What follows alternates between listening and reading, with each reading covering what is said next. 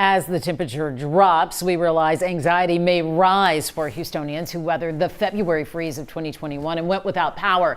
We're hoping to ease those anxieties by closely monitoring grid conditions for you across the state. Let's have a look now at ERCOT's supply and demand graph. These two lines, they represent both supply and demand. Right now, there's a good sized gap in between them. And as long as they do not cross, it means there is enough power in Texas, we're told.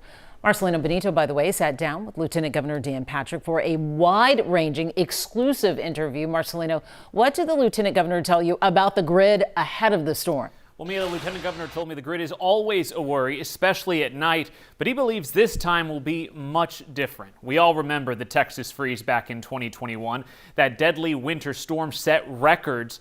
A deep freeze set in across the entire state. Snow and ice made roads treacherous and impassable at times. ERCOT lost control of the power supply, leaving millions freezing in the dark without electricity. That lack of power lasted from hours to days and led to 246 deaths across Texas. Here's a bit of my conversation with the Lieutenant Governor about the grid ahead of tomorrow's storm. The danger of the grid in a winter storm is not during the day, it's during the night. I'm always worried about that now since Uri. We've passed a lot of legislation since then that I think has helped strengthen the grid and get us through those times, so I feel a little bit more confident. I don't think the temperatures are going to be as bad as they were during then, or the freeze as bad, but you never know. So do I have confidence in CenterPoint?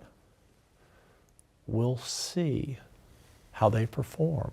A lot of Uri was that everyone was caught by surprise and no one thought the grid could fail because it had worked perfectly for so long. We're tested each storm. And Texas has to meet the test. We're going to watch them carefully. I pray that we get through this.